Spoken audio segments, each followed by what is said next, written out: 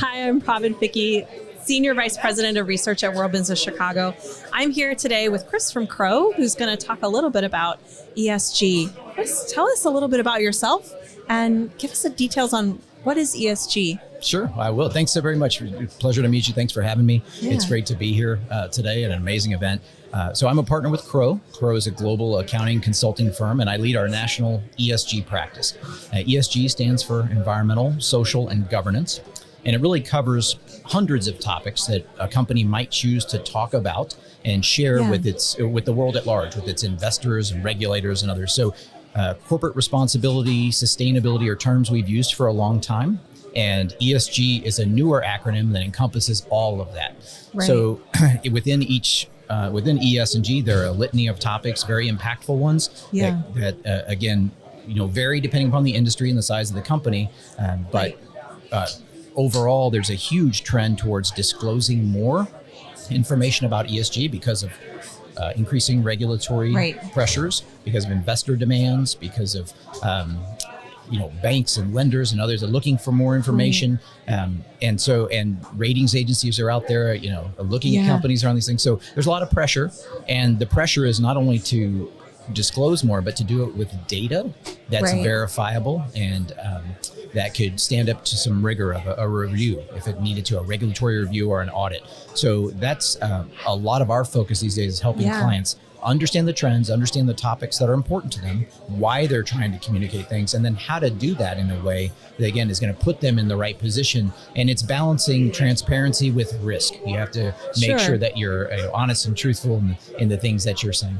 Yeah, that's actually a really great point. So my team just finished a report, Chicagoland's green future, where we really try to get our arms around what is the size and the breadth and the scope of our green economy using, and the data is really difficult to find. You sort of think, hey, this entire industry over here, I'm certain there are some percentage of these, companies that are fully involved in, kind of really forward-thinking decarbonization efforts. Some of them are maybe partially.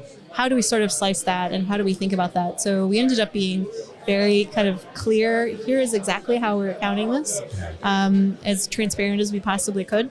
But it ended up being a lot smaller than we thought it would end up being. So then, thinking from your perspective, we're here at the Venture Summit. We are, kind of surrounded by founders.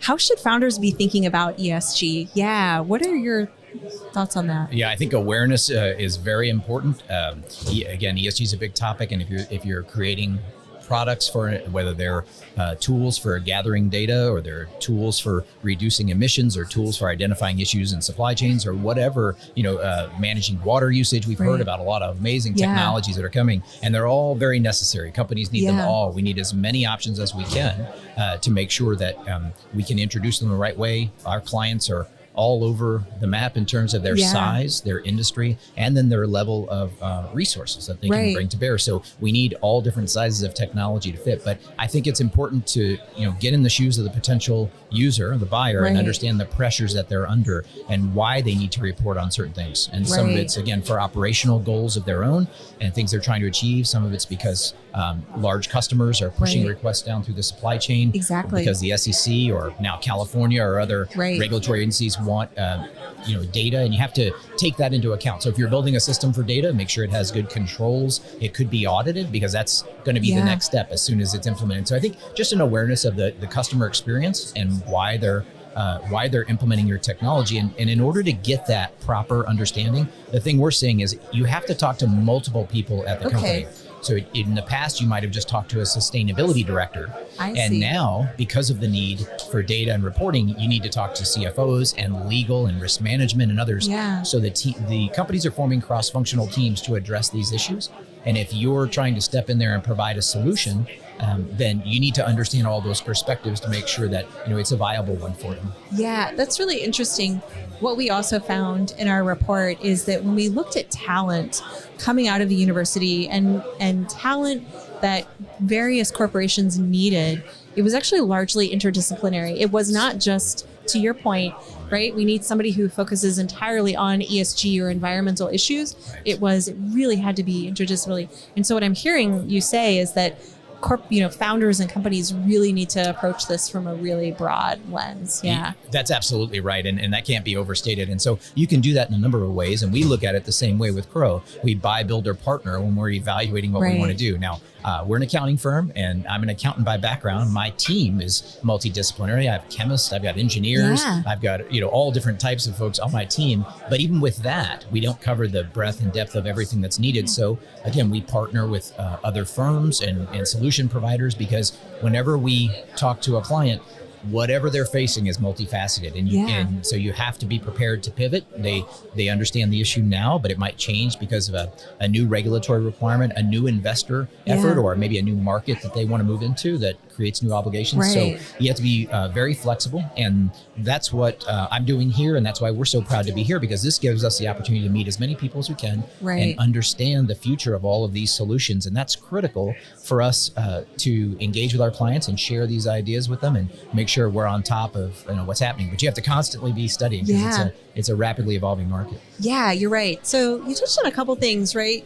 You mentioned sort of understanding the future and really help your clients be forward thinking on this issue. And then you noted, right, it is rapidly changing. So from your perspective, what should we be thinking about that we aren't thinking about now that's going to be relevant over the next 5 to 10 years? What would you, where would you say, hey, you need to pay attention to these areas from your perspective? Boy, there's so many evolving areas for us. I mean, we're seeing convergence of standards and frameworks for reporting. Right. That's one. And really the overarching trend is moving from voluntary to mandatory. That's how we describe it. So we have an environment again where companies have been reporting on some of these topics for a long time. They selected certain stories they wanted to advocate. And I think the view in the past was anything you say is positive. And now we're in a world where anything you say could be held against you. So you have to be careful, because while you're sharing those stories, we have an SEC that's pursuing enforcement actions against greenwashing. We've got a lot of regulators. We've got a lot of ratings agencies that are pushing on. So you just have to be aware that you have the best interests of your organization at heart. You want to share the great things that you're doing. All of my clients have been doing wonderful things in their companies for a long time.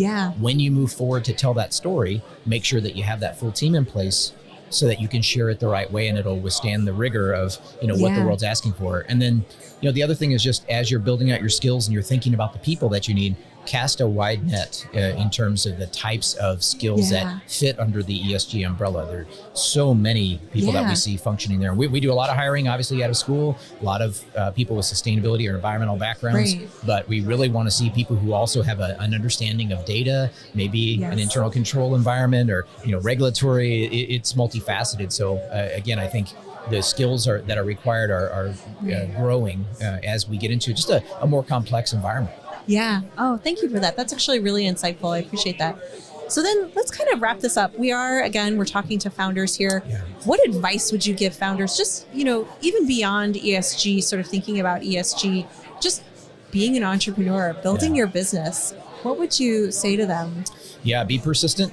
Keep looking. There's a market for you somewhere. There's somebody who believes in you. There's an investor there. May not be the first one. Stick with it and keep moving. The world needs a lot of solutions. And like I said, I've got clients of all sizes. Some of them are looking at new things as they move forward. What are we going to implement when we when we build our next factory, or when we enter this new product line? But then there's others who are looking to retrofit what they've already done. So we have these buildings, we have these things. We want to do better with what it is, but we can't tear it down. We have to use it. So how do we make it better? And so if you think across the different industries, and there are, we're looking for tools for manufacturing, for technology companies, also for banks evaluating risks and loan portfolios. I mean, it's very, very diverse. So as you think of the application of what your tool is, there will be other applications. Just keep at it. And then I would encourage everybody to attend forums like this, meet as many people as you can. The ideas and the energy that come out today are really incredible. Yeah, awesome. Great. Thank you. That's really sage advice. I appreciate that immensely. Thank you so much for taking the time. Oh, my pleasure to be with you. Thanks for having me. Thanks.